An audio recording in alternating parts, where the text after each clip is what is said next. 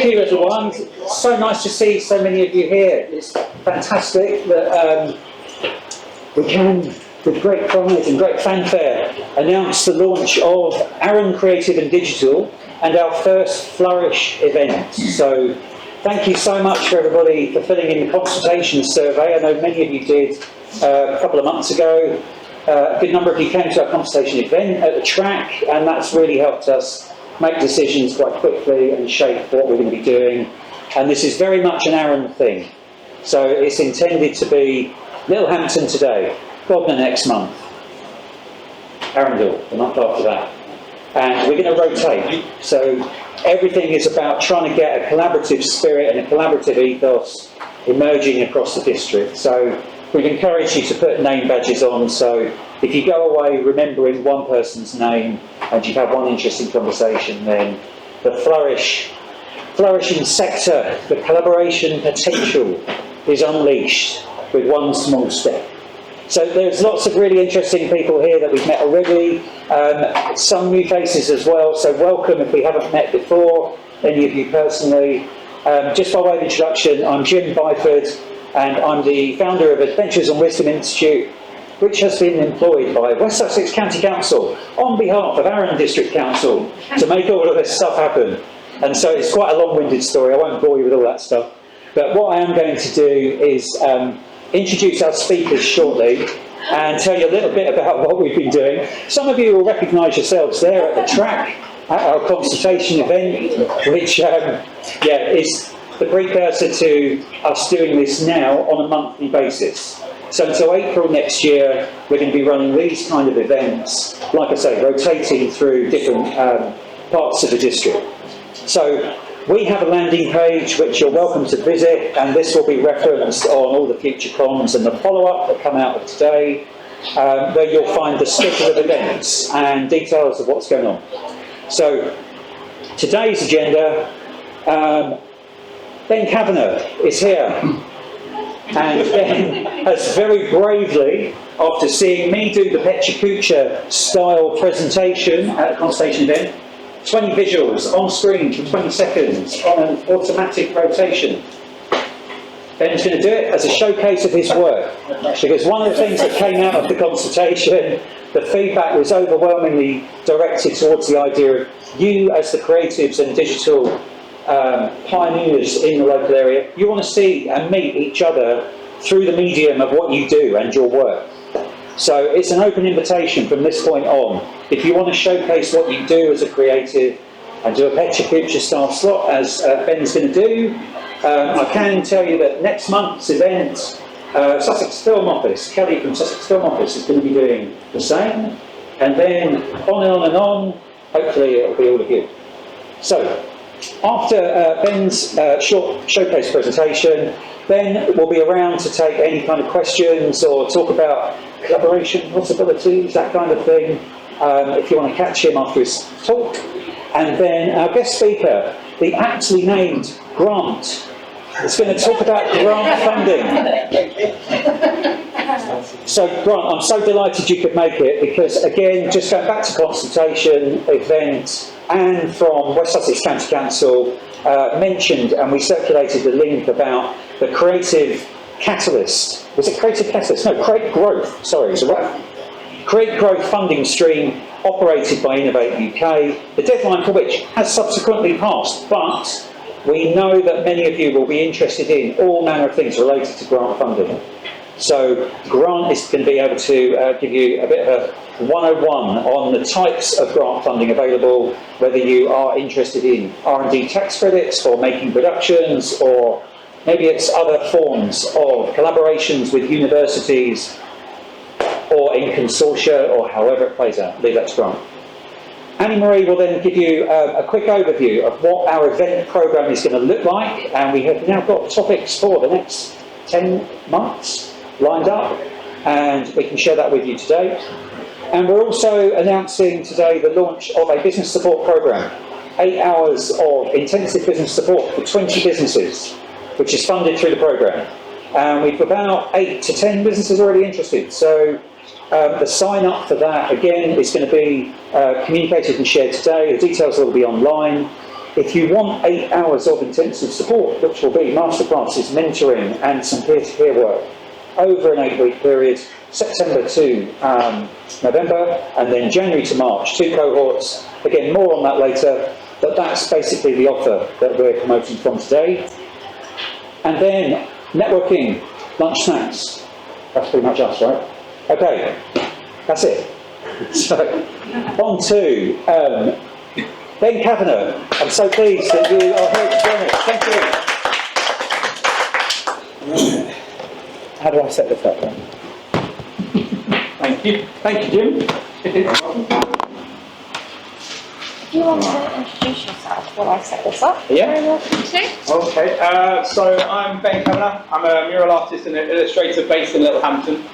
I've been roped into doing this today. I've never done anything like this, and sticking to 20 pictures for 20 seconds and not rambling is going to be really tricky. So I don't know if I'm going to keep up with it, but I'm going to try. I'm trying not to ramble. Well, I'm already rambling now. So this is me. I originally come from London, moved down to Littlehampton, Sussex about 7 years ago, and I was a graphic designer first. I studied graphic design at uni, and I still do graphic design stuff. I still do digital art, and I do different things like I've worked with Arundel Brewery doing some designs for them for their cans, Luminox watch brand doing digital content and artwork for some of their branding overseas, and then I do my own sort of graphic design stuff as well, like cards and t-shirts and things like that and stuff. So that was my background first. This is really hard, isn't it? So that was my background doing digital art. But I would always go back to doing murals because I love doing murals. I've done countless kids' bedrooms and things like that. I've got 2 young kids and I paint their bedrooms all the time and stuff. And I love doing my graphic design, but being outside and painting things like this in cafes, restaurants, a few of these around town. I painted a few outside for the arcade lounge as well. And what I love about murals is it just can change the space, it can change your wall, and then I'm outside painting, I'm meeting the community, meeting all different types of people and doing all different types of art rather than just always being in front of my computer all the time, which was great. But doing things like this, so this was for Sussex University, their Falmouth gym. And then I was lucky enough to paint for the Camden Open Air Art Gallery up in London, where their initiative was to paint different boards all around Camden, just to change the look of it, to just change the feel and the design, and all different artists from all different types of backgrounds. I also started in Littlehampton with the Littlehampton Easter egg trail a couple of years ago, where there was a load of us that painted fiberglass eggs. And it was a very different type of artwork. Instead of painting on a 2D wall, painting in a 3D form. And it really got me hooked into doing different things like this, because it was really fun to try a different shape, try something out of the ordinary, but also raise funds for charities as well. So I was part of the Firefighter charity art exhibition that raised £2,738. And it was nice that I was creating something different, but also doing something that was good as well, that was actually going to affect a lot of people.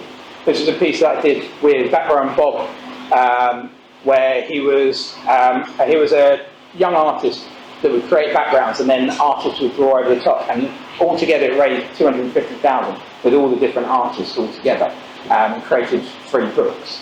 I was lucky enough to be part of the Brighton Art Trail last year, where we painted giant sculptures of sheep, and it raised £750,000 for Martlet's Hospice, which was a brilliant thing. And the great thing about live art trails is it's getting people out and getting families and young people out and about and looking around the town.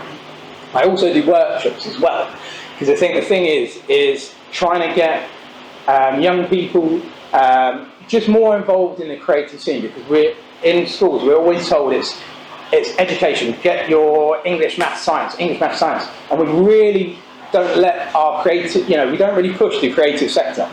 And from doing so many different workshops now all around the South Coast, I do upcycled artwork with the younger children, up to spray painting. I've done spray painting workshops with as little as 5-year-olds. And they're brilliant. As long as they're safe, and they're in a safe environment. And I teach them a little bit of the fundamentals and the basics, but then I let them really just go for what they want to do. And it's really lovely to see them just having this space to be able to experiment, to create, where they're always told at home and at school, you've got to do this, you've got to do this. But here, they just go for it, and they can really have some real fun with it. And for 2 months in Bognor Regis Youth and Community Centre, I was teaching spray paint for 5 up to 16. And we had 40 plus every week turning up, spray painting with me. And we created this whole mural where all the background was all their different things, and they had a bit of a sense of ownership to it, because they can see different parts of what they've done, and it's not me just painting a mural for them, they're actually connecting to it and have ownership to it. And while I was there, I got quite friendly with the youth centre, and we was able to create Bognor Regis' first ever legal street art area. So it's at the back of the youth centre, and it gave our mural artists and street artists a safe space to create. So we found that there was a real drop in antisocial behaviour and graffiti in Bognor Regis since we did this, to the point where the police even contacted us, came down and has funded other projects with the youth centre, because it has had a really positive impact to give them a safe space.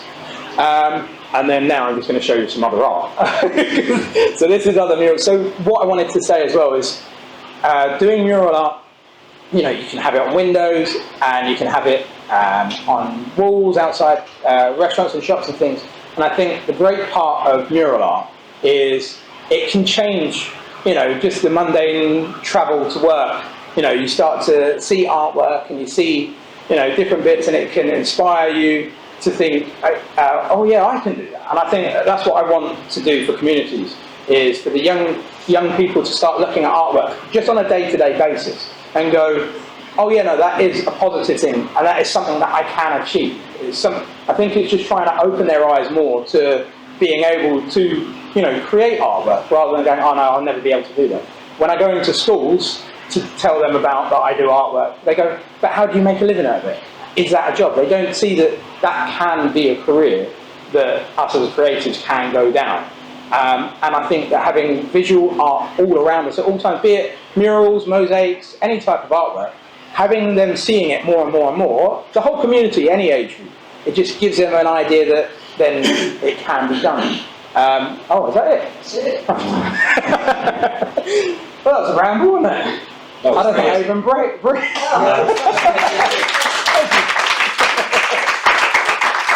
Thank you for listening. If there's any questions or anything that, I'd love to collaborate on more projects and try and do more things for the community, that then we can just get more art going. I think that's the thing that I'd like to do more of. I've got one question. Yeah.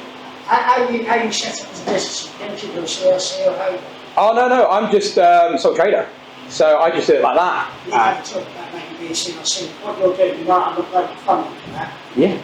Yeah, lovely. Yeah, no, I'd be more than happy to. So, yeah, it's something that I've been looking to look into, but not kind of time to do. Yeah, definitely. But yeah, Brilliant. Well, Thank you so much. Oh, cool. Right, we're there. So We're there. very proud to introduce Grant. Thanks very much for That's right. sharing your knowledge with us, and yeah, welcome. No problem. Thanks for having us. Do you know what? I mean, I was just so inspired by what you said there, and it showed the clear passion of what you do. And normally with people within that sector, there's a real passion first for it. And it's amazing work you do. Anyway, I digress. So, the first thing I always ask is, when I'm in a room full of people, is, and don't be ashamed to say no, how many people have heard about Innovate UK before this event? Wow. Normally it's one or two. Does anybody kind of got a bit of an understanding of what we do? Other than looking at the website. Yeah, that's more like it, just for one. So Innovate UK is a government-funded programme that supports businesses to scale and grow.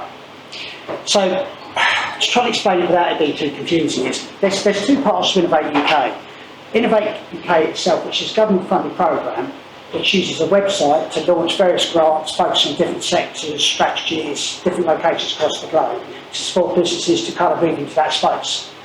So a business could go straight to Innovate UK and ask for or look for potential grants that are available, they could apply for those grant funding, could receive the grant funding and never come in contact with us, which is the business support arm of Innovate UK. So we're not the free money, but don't worry, we are the business support arm of Innovate UK. So a business could, as I say, could go straight to Innovate UK, get the grant funding, leave, have nothing to do with this. What we prefer they do is come to business growth first for a number of reasons. So like Innovate UK itself, we are fully funded by the government. We deliver the Innovate UK programme for business support. I myself, to confuse you a bit more, is I'm actually employed by Greenwich University, very nice, but I actually live down in Worthing Support down here, so if you're still with me, I'm impressed. So what would happen is that we get a lot of businesses that come to us, and the reason why we ask them to come to us first, if we can, is that if you're looking for the money, you may be absolutely perfect ideal for the funding that's in place. You might look at the website and think, I'm actually perfect for this grant. You can apply for it and then think, well, why have I been declined? I don't understand it because I'm the perfect fit. But I'll get onto my background in a minute. But the challenge can be for businesses that they know that they qualify, but they don't kind of get over that message about exactly what their project is, how it kind of aligns with the funding that's there, how they'd implement it, and how it would have a positive impact on their business. So there is a key way of doing it to get that message across. It's like if you do loan applications, it's normal grant applications, it's all the same thing. Businesses kind of get into that process where they think it's got to be lots of technical information because the people that are reading it are like nucleus physicists or whatever they may be, who are going to read it and understand it. The opposite applies in every case. You've almost got to dumb down the information so they can understand it. You've taken through a process so they can understand it, they can understand the business, they can understand why the grant funding is there. That's how it works in a better process. Other reasons why I'll get onto in a minute, there might be things in your business where there might be some sort of innovation within your business. Have you explore things like IP within your product? Because if you don't, and you could get it, and you're applying for this grant funding, their fear is that if somebody kind of copies what you've got, you no longer have a business and they've wasted taxpayers' money in their eyes. Okay, so there's two elements of it. Very briefly, me, before I jump on to the next one. So my background, very, very brief, is I, like you, many, many years ago, I was in that stage I started a business. I was in recruitment, made lots of howls when I started because there wasn't support out there to help us. And ran that for about 7 or 8 years, sold the business, and hated recruitment from start to finish. But then I moved on from sort of helping people to get small grants for people with disabilities onto an ethical end of last resort. So I did the Dragon's thing, not like rubbish on TV. Great for entertainment, but it's so far removed from the real world. Worked in prisons, bail marshals, Ross Kent, people like that. Then I worked with the Growth Hub, now I'm where I am now. So with Innovate UK, what it's saying there is, what we're trying to do is, we're trying to help businesses to understand, because a lot of it can be, when you're in the early stages of business, you may not see yourself, I know it may sound daft to some of you, but you might not see yourself as a business, but actually you are. And it's actually looking at your business and saying, is there actually innovation in what I'm doing? And in most cases, that is the case, and they're the businesses we're supporting. So, for example, we've had COVID, which has forced businesses to kind of really focus on how they deliver to their service or the products to the customer. They've had to be forced to go down that route to survive COVID. So you could say, if you're doing Teams meetings with a business now rather than at face-to-face, you're innovating your business, and therefore we could be looking to support you. So we don't have any kind of like barriers in relation to sort of the size of turnover, the products that you're serving, what sectors you're in. It's if you're doing some sort of innovation, if you're looking to scale and grow, you may be at concept prototype stage, you may be at the stage where you're doing internationalisation, the other end of the spectrum we do that as well. So we kind of do hand-holding with all these different, from start to finish, supporting the business. It's a different kind of offer that we're offering to each kind of business. So to exploit it means to kind of put a real strategy in place with business planning, looking at the finance of the element, and that's my specialist field, and see what are the opportunities with that innovation of your business with the customers. Source the funding and finance, and that's so we are not the free money side of it, but we look at things like where there might be funding available in addition to innovate. You could come to us and say, Grant, I get it all the time. I say, right, I need grant funding, £100,000. I'm like, okay, what do you need the money for? Well, I just need it for my business. Well, define what you need it for. So they may say, well, I need an academic to be working on a particular project to kind of help me to progress this, and that's going to cost me 60 grand over the course of 1 year, 2 years, or 3 years. I'm like, right, well, let's look at the KTP, Knowledge Transfer Partnership programme that's run through the universities, where government will pay a percentage towards that graduate to support your business to deliver a project. So we're reducing the amount you actually look to need as a grant for your business. We could be looking at things like, because there's a lot here, so we can have one-to-one conversations, but you might say, I'm an R&D stage for a product. How do I further develop this product? It's going to cost me a fortune. Well, you might be at TRL level 1 or 2, which is like the very, very early stages of it, but we do things like we've got a project that we deliver through universities and business organisations where they will help develop your R&D with a product working with the university. So you have access to all the fantastic equipment that they've got. They're cutting edge stuff in these universities, if you haven't seen it. You'd have access to that, you'd be supported through 3 months of this project on a £15,000 grant that's paid for by the government to kind of move it along the process for you. So again, we're chipping away at that £100,000 you might need. So in a lot of cases, it's a lot easier to look at the different elements of what you need for funding for, and look at where there are those options to actually access it. Because obviously the more money you look for, the more detail they ask for, and there's a lot of people looking for not a lot of free money around at the moment. So again, it's just giving you, and this is kind of giving you sort of like the very starting stage, the very sort of like, so it's one end of the spectrum to the other. So literally concept prototype to one company, for example, that I was working with. In one of my previous guys is I used to do the startup loans. If nobody's heard of that, we need to have a chat as well, because that's another government funding programme. I helped them 7 years ago to get a startup loan for £100,000.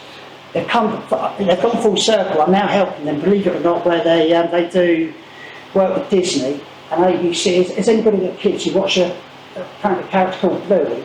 Yeah. Right, so that's my client who created Bluey, that I helped to get a startup loan back in 2015. He's such a nice guy, but that's what I'm saying. So it's kind of like, there is a journey with this business. It's not just looking at this one big problem. Let's try and build up the journey of what are the barriers, what are the challenges, and try and see how we can kind of support along the road with you, try to overcome those challenges as we go. Globally, so this is stuff we do with overseas projects where we actually take funding programs for companies across the globe to different locations to meet with other businesses to see what opportunities are. The innovation program, so it's all about, it's looking at how you can exploit the innovation in your business, so actually really looking at all the opportunities within it and how you can utilise that. IP, we do IP audits, because some people, so if you're thinking about a product that I might be able to protect this against it being copied, I'd say allegedly. Allegedly, you might go to an IP lawyer and they'll say, yeah, let me look into it, and I'll come back to you. And they can come back and say, right, it's £2,000 and no, you can't protect it. What we do is we would assess, we arrange a meeting with one of the advisors, would actually say to you, right, tell me about it, and they say, on that basis, I won't waste your money going to an IP lawyer because there's no way this can be protected. So what you're trying to do is make sure you're spending money where you should be spending rather than for people who have to accept it. Anyway, investability. So this is a programme. Let's take it on to the 1 2 minutes. So one of the other things that we do, there's multiple things, and this is why we probably need to have one-to-one conversation. So when we go back talking about the funding element, if you're looking for grant funding, I've kind of sort of like give an overview of that, the right information that explains why you're an ideal fit for it. Investability is on the other side, which I used to work with this previous company, is that if you're talking to potential angel investors or venture capitalists, that it's key to how you put together the presentation when you're talking to them. If it's at that stage, I'm just saying through the journey of support. So what we do is it's almost like a masterclass of taking them through that process to actually build a picture, to make sure it's a sort of picture that they want to see and they want to see it. And you'd be practicing setting in front of a panel, not people with money, but people who kind of teaching you how to do a good presentation in front of investors. So you don't make a mess of it in front of the investors, so you're fully you know what you need to be saying, how you need to be delivering it, to give that confidence to give you the best possible opportunity of receiving the funding. So what we put here is, how am I doing for time? So what we're doing here is, I think one of the biggest barriers I've kind of found with this over the 20 years I've been delivering this is that, how can I say this correctly? Is that there are a lot of departments out there that offer support to business, a lot of government funded programs. But if I was in your shoes, I'd be thinking, well, how the heck does this all kind of join in? Where do I fit in this landscape of where the support might be, and what's the right one for me? You can look on the internet, and sometimes it's more confusing than clarification when you look at there. So what we're trying to do is build up a bit of a kind of an understanding about where we sit amongst other delivery partners. So, for example, and I can share these slides with you. So, for example, there's us in the middle. We've got things like here where I touched on about the innovation of the business doing RTO catapults, that sort of thing. Business and trade, so that's when you're talking about overseas, if you're looking for overseas. Business bank, which is about start-up loans, those sort of things. Intellectual property, business and trade. These are growth hubs, bottom right-hand corner, M3, Coast Cap I used to work for. They used to be a fully funded service by the government. Unfortunately, the funding's been pulled for that, unfortunately, this year or last year. Local universities are a fantastic resource, especially if you're on that sort of R&D particular product. Potential catapults that might fit what you're looking for. It's trying to give you an understanding how some of the other things are out there. But part of our role is to do the delivery to support you, but also, none of us can be experts at everything. So within our team, which had 5 when I joined 4 years ago, we're up to 25 now, is that we all do business support, but we've all got different specialist backgrounds. So, say for example, I'm working with a manufacturing company, when we're talking about the lean processes within the factory, I bring in the specialist who deals with factories, and he can talk to business on that. I do a lot of support with finance, business strategy, those sort of things with their clients. We also have a lot of stakeholders that we work closely with, because local stakeholders, they might have local funding through government, it might be a perfect fit for you. But the challenge with grant funding locally is that there's a queue. If you don't run it quick enough, the money can run out before you come to the front of the queue with it. There's things like the banks. I've thought of things like, do you have a business account? What sort of relationship have you got with the bank? Well, they're not talking to me. Yeah, I've got an online account. Well, is that the right thing for you? So instead of you going to a call centre, I would introduce you to people at different high street banks so you can have that conversation with them. So part of the role is actually to try and reduce the stress or that frustration of trying to get through and speak to the right people about the elements within your business that could take a forever to try and resolve, and they're quite critical to your business. So part of it's direct support, and part of it is introductions to stakeholders. We're fully funded by government. We're not allowed to receive any funding or financial reward for introductions to anything that we do. So you'd be referred there as a technical profession. It's the right thing for your business. We don't receive reward for doing it.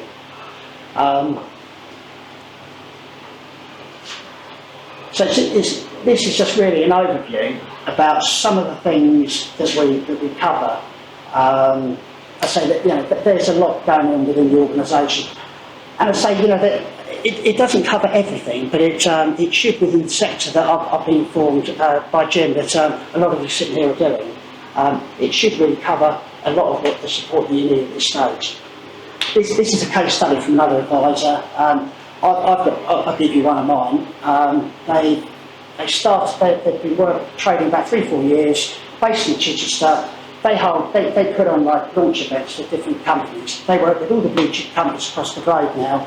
When I met with them, they were turning over. I'm not impacting GDPR compliance. I won't give you any detail, but they were trading about 4 million a year, had 10 employees, and they were in a few locations across the globe. I've supported them for a couple of years. They're now up to about 50 million. They've got 25 employees. I'm now supporting with new projects in the Far East, Asia, and the US. I'm not saying we did all of that, but a lot of it's the programs we do, the advice we give, it really gives the impact, because that's what was called on by government. It's not that we're ticking boxes, but we're actually providing positive impacts to the business. So for me, I've literally worked with, I kid you not, from people starting as a window cleaner up to I've worked with a couple of Formula One teams, and also I've worked with the last James Bond film. They did a prototype, and I worked with them, and they're not too far away from it. So it's a great, it's a great role. There's a lot of support there from us. It's all free, so it's definitely worth a conversation if anybody would like to speak to me. Brilliant. So, Thank you ever so much. anybody got a question? Somebody want to ask Any me a question? questions? Any questions about any specific grant-funded programs that are Right. offered through So let me cover that one off. So with that, with Innovate UK, the grants are launched. There's normally a 3-month period where you see it, you can apply for it, and then you get the decision to receive the money. The challenge from our side of it is, well, I shouldn't say this, but we see that grant go live exactly the same point you see it go live, not before. But this is where I say the relationship coming to us first. We look at what the details of what you're looking for, because you could look on there, as an example, you could look on there and say, right, I'll go for a smart grant, because anybody can apply for that. That isn't Achilles' heel, anybody can apply for it. So success rate of smart grant is about 3 to 4%. I'm not saying don't go for it, but what I'm just saying is that, it's weighing up that, can I invest the time and the effort to actually apply for that grant? You can do that as long as the assumption is I will rely on that money to get me through it. It's a process. So what I'm saying is, we look at what grants are live, we look at a kind of alliance with your business. We can either help and support to go for that grant, or actually say, do you know what, I really don't think this is the right one for you. Let's look at other things. And what we can also do is, like I was saying earlier, is I'm looking for 100,000 grant, and we'll say, well, actually, no, we've got the RTO, that's 15,000 of it. Let's look at a KTP there, might, cost us another 30,000 of it. Let's look at other things. So we itemise the things that are needed. Let's look at where the easier, solutions are. Then we align up with the potential grants that are available moving forward. It's a much easier process than just saying, I need £100,000, let's find a grant that meets that. But that's my view. So, Grant, can I just ask, what's the best way for people to start from this point now, where I'm just thinking, you've got a product in prototype stage, and you might be thinking, oh, smart grants, I've heard they're available all year round. Yeah. And you say there's a very slim chance of actually getting that grant, but there might be other things like it. Is it worth at very early prototype stage contacting you and having a meeting? Do you know what? I'd say at any stage you're at, because I've worked with anybody from literally prototype to international trading businesses. So some of the businesses, I go to events where there's no way they kind of fit the remit of what our delivery is. But to me, I started a business, I ran a business, and I sold a business. And sometimes with the instruction advisor, they tell you about how to run a business and this, but they don't understand how it impacts on your personal life, the pressures, the worries, concerns, financial implications of that, and the massive step it's taken you to actually come to where you are now. So whether you do or whether you don't fit, please talk to me, because even if you don't fit, I'm sure there's a lot of advice I can give you from those mistakes I've made to tell you not to make the same mistakes. But also, if you do fit the space, which a lot of people do, is actually say, well, let's look where you are now, let's look at the programs that are suitable for you, let's build a roadmap of what you need when you need it, and let's do some support here for you. So there's my details. Please just give me a call, send me an email. Let's just have a chat and see if you can. Yes, sir. Can I ask one maybe that question? I've noticed Edge. Do you know what? Well spotted. Right, so on just on my experience of the last round of funding, I came to it late. I thought this is absolutely appropriate. Yeah. And then there's all sorts of the government, so Innovate UK brings up the government website. Yeah. Google Innovate UK or whatever. Yeah. And then there's a button on there, you find your region, well, I'm just about south east, in Chichester. And then there's another link, contact, I think it might be Create South East or something like that. Yeah. It took them ages to get back to me, Yeah. fair enough, everyone's really busy, and my inbox was disaster. That website's different to the other website. So you're very well spotted. I was hoping I was going to pick up on that. You but I'm glad you said that. I should have done that throughout the presentation. And I'll tell you the honest answer for that. What we were called Edge, and we've been rebranded recently as Business Growth. And I had about half an hour yesterday to put the slides together, and I was trying to get rid of that. So well spotted, but it's... You need to chat with him again. well done. So what I'm saying is, so that we are Business Growth, forget the Edge, we are Business Growth, And this is for the reason, and again, maybe line manager here, they say branch shouldn't say it, but Yeah. if you look at our website, my thought process is, unless I can build a spaceship, fly to Mars, back, and split the atoms, they won't want to speak to me. But it's not the case at all. That's kind of like the extremity, the great extremity of what we do at that end of it. So what I'm saying, don't look at that as a barrier to put you off. And you're right, it can take a while to come back to you, but that's why I say, contact me. Yeah. I am busy, but please contact me and we can arrange a meeting. Yes. I applied for the DCNS round 3 last week. Right. After finding out about it at the last session, it was a very last minute. I ended up but I did get it in time. But it's obviously very strict about the criteria what you can and can't apply for. Yeah. And you can't apply for sport with sales and marketing. That's I don't know right. if it was just that or if that's in general. Yeah. But if you do need support with sales and marketing, where do you go for that? Are you able to help with that, or is that? Right, so again, another good question. So yes, I mean, there's a certain amount that I can do. It's like I was supporting business, that's why I was like here this morning, where I was introduced to them, and they thought marketing was the priority. I'm not going to go, I'll come back to your question, but they thought the priority was in the conversation, so did the organisation referred to, they need sales and marketing for their new clients. So I'm having a conversation with them, but what was paramountly obvious was the fact that they didn't have a close understanding of their finances, which meant that there was a major danger that they might be spending money on elements like things like sales and marketing that could put the business in financial risk because they didn't have a cash flow spreadsheet. So although that was her priority, sales and marketing, actually there's a priority higher than that we need to address. So I was doing a session on cash flow spreadsheets, and it gave her the confidence. Now we're looking at sales and marketing. But so in answer to your question is, yes, I can support to a degree from my background. But there are organisations like they did, unfortunately cancelled recently, but like Sussex Innovation Centre did have money to help this sales and marketing. But unfortunately, again, it's government funding, which there's only so much in the pot to get it.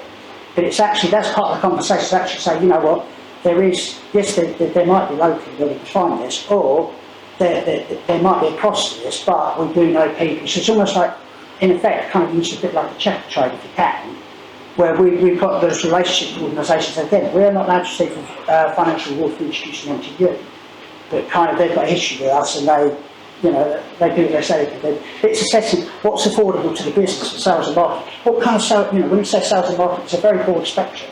So could it just be from one end of the spectrum, something like, I look at business, before I phone a business, I look at their LinkedIn page, I look at their web page, and look at some information blogs and things like that, and thinking, well, no wonder nobody's talking to you, because, and I know everybody's trying to run a business, so it's easy for me to come and go, yeah, just do this, that and the other, because I'm not in the thick of it. But actually, as a business owner, the challenge could be, you're kind of this side of the fence looking out, I'm here, come and spend money with me. But actually flipping on its head, I'm the customer, why am I engaging with this business, what is it they've got to offer? Or collaborations with other businesses where they're offering something that isn't yours, where you can kind of like collaborate with each other to actually introduce customers to each other, or specific events and things like that. So it's looking at the strategy of what the sales and marketing is needed, who the customer type is you're trying to attract. And instead of spending money on it, there might be much quicker and easier solutions to that. For example, something going on here. It's all right, no, it's good. I was going to ask you, to this, could I just make a bit of a join? You touched on KTPs. If anybody didn't catch what KTP is, Knowledge Transfer Partnership. That's right. It's a really vital part of this mix. Yes, it is. Because it's a way of getting funded expertise into your business, which could be, for example, a University of Chichester graduate Exactly. that has just graduated in Correct. marketing Correct. and is able to be Exactly, and thank you, that's exactly what I was going to lead on to. Yeah, exactly that. So it's looking what the requirement is, what you need it for, and then say what's the easiest route to get to that individual, to get to that, that funding. Do you see what I mean? That's why it's hard to stand up here and say, it's this, that, or the The other. most common way to get to the strip from the airport by bus is by first. I don't really want to know to go to the airport, thank you. It's very kind of you, Brooks, you don't see that. Stops up and down the strip. So yeah, it's identifying what those things are, rather than just thinking, I I'll think spend some it's money. when I'm pivoting my business to a new market, and that terrifies me. And so it's like that finding connections with people who won't do well with me and starting to kind of And that's the thing. That like, networking going, and I think if you are going into a new market, it can feel really daunting. absolutely, it's absolutely. And then when they say, you know, you can't apply for support debts, and you're like, what do I do? Yeah. But that's what it's, you know, because when a business comes to us, they've kind of got a list of priorities, but actually when we talk to them, most of the time they are not the top 5 things that they need support with. And it's things like this client, as an example, was doing this cash flow spreadsheet with her, gave her so much more confidence and forward planning, like when do I need to take in staff, do I need premises, what can I afford, so you can put those hypothetical costs, see what the financial issues of the business, but then it gives you a lot more confidence in what you're doing and how you're doing it. Even as a sounding board to us, you know, it quite helps. And I'll tell you some of my gas which you can have a laugh about, which are my favourite afterwards. So I'm a business owner, I do advertising, but I've also written a book to help other people start businesses, so particularly mums, coming from the sort of background that I did, having a sort of corporate career and then starting up your own business.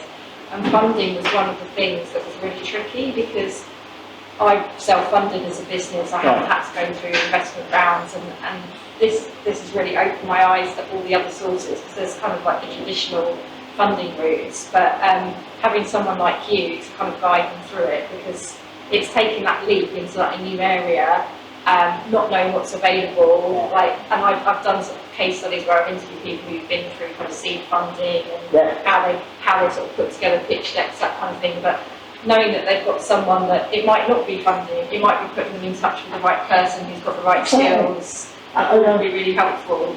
So I'd love to include a link. Yeah, it's fantastic. I mean, you know, there's a business, I won't put it, but there's a business that I've supported with electrified commercial vehicles, and they're not too far away. So I'm trying to help them whatever I can do, and there's a lot I can't help them with. But I introduced them to something called Eagle Labs at Barclays, which has got something called Demo Directory. They're putting a pitch deck on there, and they've got investors that look on there all the time, and they've done their due diligence on. As a result of that, so after seeing the introduction, he's got a meeting this morning, apparently he's just secured about 5 million through that Demo Directory. So really, you can say I'd have done a lot of impact on that element of it, but the fact that he didn't even know that Eagle Labs was there, he couldn't do the Demo Directory, he spoke to Eagle Labs, head of Eagle Labs, I know very well, that helped him to put the right pitch deck on there, which is secured 5 million quid, which is what he needs to launch it on. I think there's a particular angle as well. I know you're to help everyone, but female-led businesses find it much trickier to get venture capital and investment, and also there's like confidence barrier as well. Like someone who may not have been in the workforce for a while, going out having those new conversations, and how to kind of support them with that side of it as well. I wouldn't say the funding, but it's definitely with the confidence and things. That's why it's really nice to see a good mix here. Because it's been, since I've been doing this 20 years, it's normally, in an event like this, it's normally like a 70-30 split men and female. And you can see, and I don't know why it always is the case, the women in general seem to be more intimidated by it, which should never be the case. And we run a program called Women in Business, or Women in Innovation, I think they call it now. So we actually help women entrepreneurs, and we're so keen to push that, because the government recognise there's that challenge, and it should not be the challenge there for business owners. So we do a lot with it. It was one I spoke to this morning about it. And, so I totally get what you're saying, 100%. But you know what? Women are 9 times out of 10 more confident with their finances in the business than men everywhere. You know, they really are. And if there's a problem financially in the business, the women head on this, the men will duck it and hide from it. So, yeah, the more we help women, business owners, fantastic. Great, thank you. Because I was going to say, so what I was saying before about my Neuralink. Yep. And I've worked with groups, different towns and stuff. I've worked with council, parish council, and small local councils. Yeah, I know them. And working with them, it's great because, to gain funding to do like outdoor murals. But a lot of the time, it's always long-winded and how can we get this done? And is it worth it and stuff? And then in the end, the product's free. But it'd be nice to kind of connect with you to find out different ways in which I can go to potential clients and say, right, I want to create artwork or murals that then will have a social and economical impact on the towns, but we can still do it because it's funded. And I find that's what it is. A lot of the time they want to do it, they just don't. Shall I tell you the barrier for that? Something is you've got 2 departments for council. You've got the department that deals with the residents of the town, cutting your lawn, empty your bins. You've got the other part, which is economic development. And that department, although they're employed by the council, but they don't get involved in the day-to-day stuff, they support the businesses in the local town. So Angela Crane heads up, no, she isn't, I mean, Hampton, aren't they? She heads up, well, I'm trying to think of it from Hampton, but this is part of my contact. So that would be worth a conversation with them, because they get government funding, but they can deliver that funding in different ways and how they deliver it, depending about where you are in the UK. But it's you getting the message to the right people.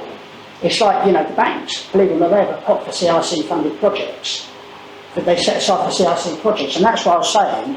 It might, I'm not saying do it now, because you stick to council being limited or sole trader for a while, but something to explore, because it can potentially open up opportunities financially for you, and it ticks a health and well-being for businesses, so whether they want to get engaged with it, or it looks good for them, or they're ticking the right boxes for government contracts, it's an advantage to them, it opens up opportunities for you financially.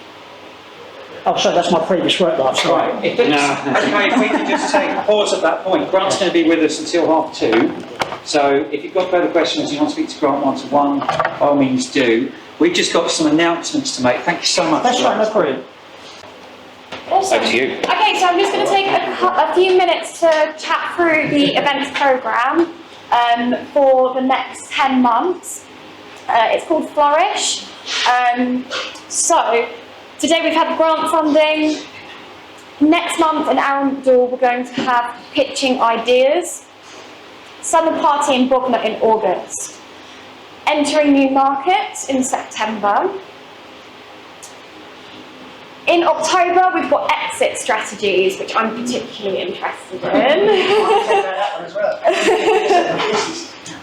November, we've got retaining customers, that's in Bognor, followed by products versus services, collaborative partnerships, creative leadership, angels and NEDs. What does NED stand for? Non-executive directors. Okay, cool. And angel funding as the last one. And what you can see is we're taking turns with location from Littlehampton to Arundel to Bognor.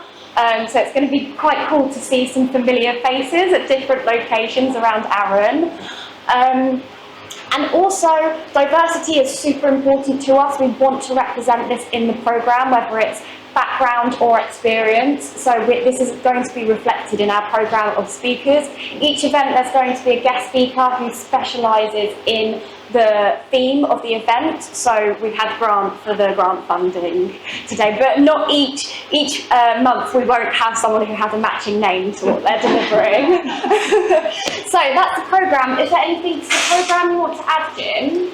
I just wanted to say that, again, this is born out of the consultation work. So all of those 33 questions, or however many it was, that many of you filled in, thank you, because it's given rise to what we've looked at. And we've also talked to creative businesses that have gone through the full life cycle.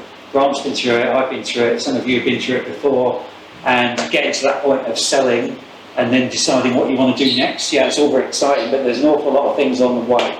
So a lot of those topics have been born out of speaking to people about the different stages of the journey.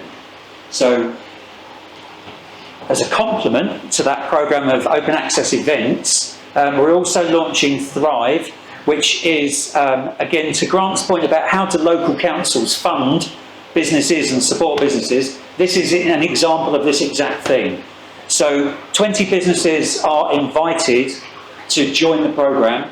It's going to run for 2 months, so it will be, again, as per the consultation, everybody said, can't give up a day a week, it's just me doing it, or we're very, very small, I can't afford that amount of time, but I could make a really useful investment of time if it was an hour a week, perhaps, with the same group of people, so I could get to know them, and that I had a nice variety. I don't want to be doing the same thing every week, but it would be really nice if we've got, as we have, this mixture of peer-to-peer sessions at the beginning and end, so you can get to meet a group, go on a journey together, come out of it at the end together, and also explore some topics that are going to be probably quite valuable to everybody in the group. So we've got those under the masterclass heading, and they'll be defined through the selection process. So if we've got a group of businesses that are looking at IP perhaps, or perhaps entering new markets, then we'll focus the topics around the needs of the cohort. And then the final dimension is one-to-one mentoring sessions. So it may well be, and I've had these conversations with a few people already, that what you're really looking for is someone with expertise in a particular area of creative and digital, perhaps, who's gone on a journey. They might have sold their business into a group, let's say. What's that like? Or, in fact, what's it like merging with a rival? All of these kind of things. We can find you experts that have been through those specific things. And that's really why this is a regional programme, and it's part of the reason why we bring the expertise in. And so part of our team, we've got skills specialists, culture specialists, people that are used to writing bids for big things and all sorts. So we'll draw on all of that expertise and make it fit for you. The commitment is 8 hours. So we ask for the commitment, and that'll be part of the selection process. That's really one of the most important things. Okay, so we're funded on the basis that we get you through the 8 hours, but we want to make it valuable for you, obviously. And so that's the kind of outline of it. And how long is that 8 hours over? Over 8 weeks. So this is the structure of it. We'll be running this, we're recruiting from now. So there is an online form that you can apply directly from this point on, and we'll be following this up, obviously, in email after the event. And for 10 businesses across Arran, we're recruiting from now, to say delivery September through November. So tail end of September. Again, we're being realistic about everybody coming back after summer holidays, and just like these events, we won't be putting them on in the morning because we listen to you, and a lot of you are parents and you don't want to be trying to get to a breakfast meeting when you've got kids to drop off. So again, it's the whole point of doing the listening exercises to make this fit for the businesses in this area. So by the end of November, the first cohort will have given us some learnings that we can then feed into the second cohort, which will run January to March.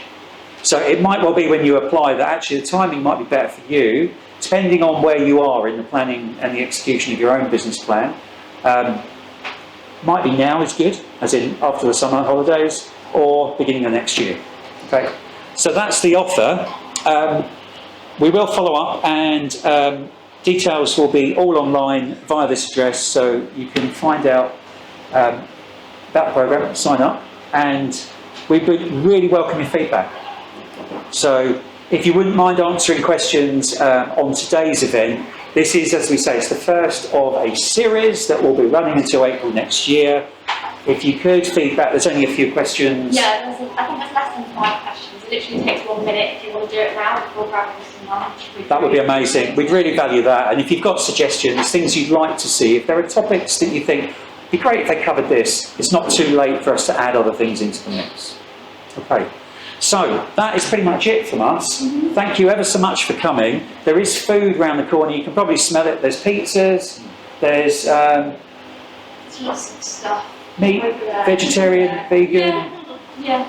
So help yourselves. And thank you again so much for coming. Please do spread the word. The whole point of this, again, just to emphasise it, is to network the sector so that the sector flourishes and that individual businesses like yours thrive. That's the whole point of it. And thank you again, Grant, for your fantastic input. And we hope to see you at further events as well. We'd like to promote your events. That'd be amazing. Thank you so much. Brilliant. Thanks, everyone. And yeah, go grab some food. Okay. Thank you very much. I'll leave this on screen just for a while.